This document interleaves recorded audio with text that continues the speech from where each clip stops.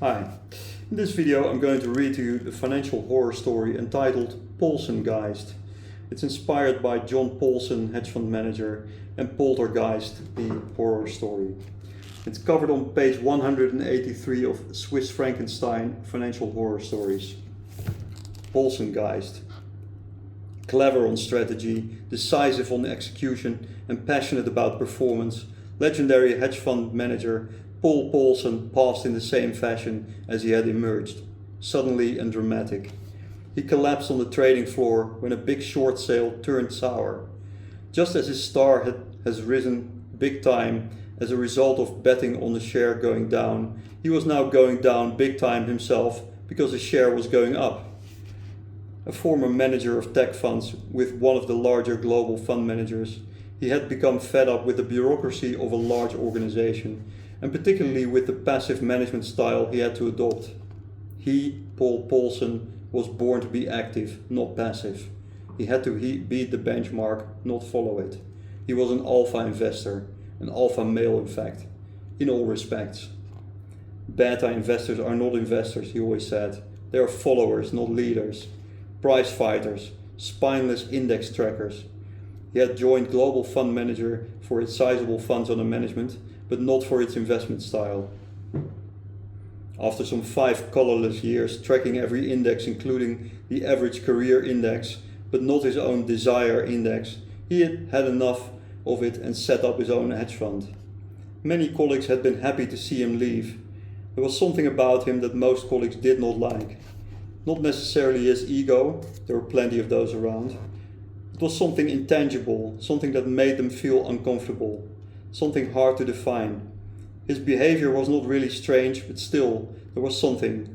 He did not seem to have friends, but he did not seem to miss them either. His interactions with colleagues were mainly about work, about their performance. He did not seem to have much interest in women, nor in men for that matter. Whilst he was not bad looking, most women were not showing interest. They found him a bit scary for some reason. The look in his eyes, the cold remarks in team meetings, and there was more. His success, or rather the inexplicable nature of some of it, did not help either. Somehow, nobody could really recall any significant loss even under adverse market conditions. Great for bonuses, but a bit unreal at the same time. Paul's success was the main factor that drew some of his colleagues to him. He was a winner. He had always been a winner. Several of the people he had pulled in gradually became wannabes, as he referred to them. Wanna be him, wanna replace him, wanna play dirty games to see him go under. Harry Sink was one of them.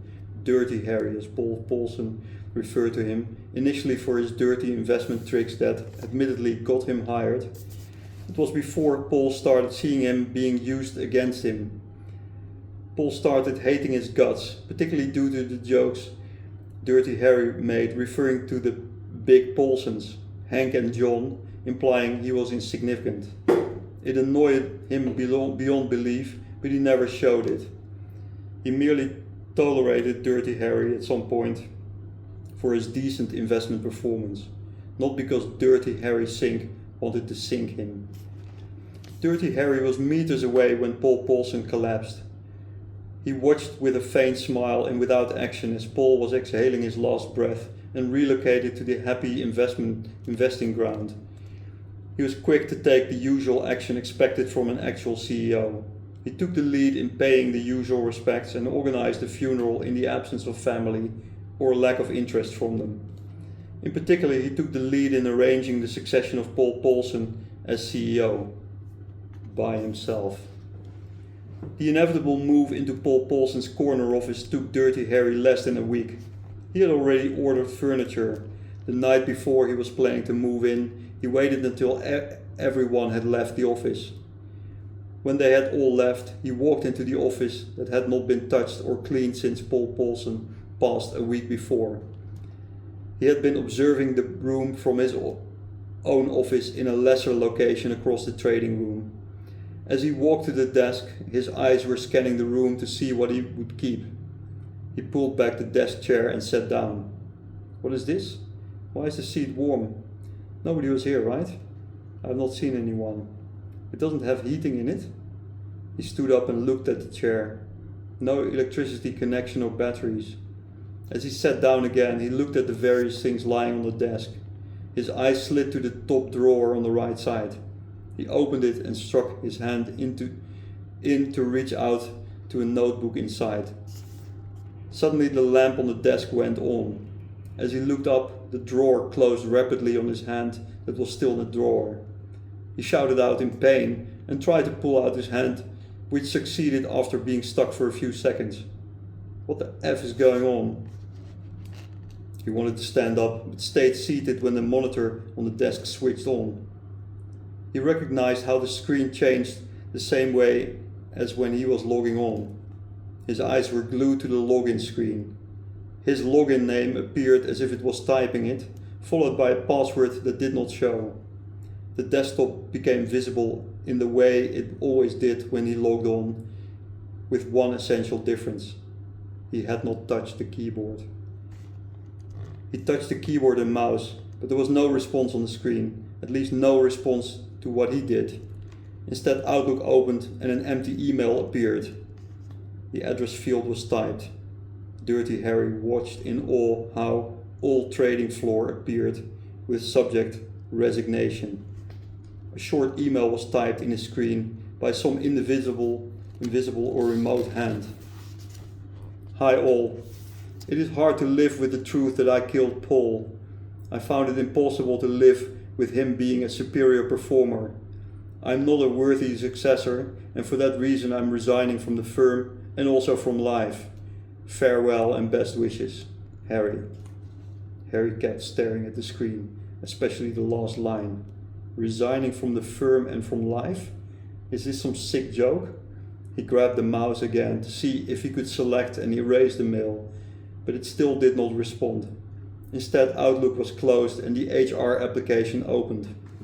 After a few clicks, he saw a screen with a button on it showing Submit Resignation. What the F? The screen showed a message confirming the resignation. What the fuck is going on here?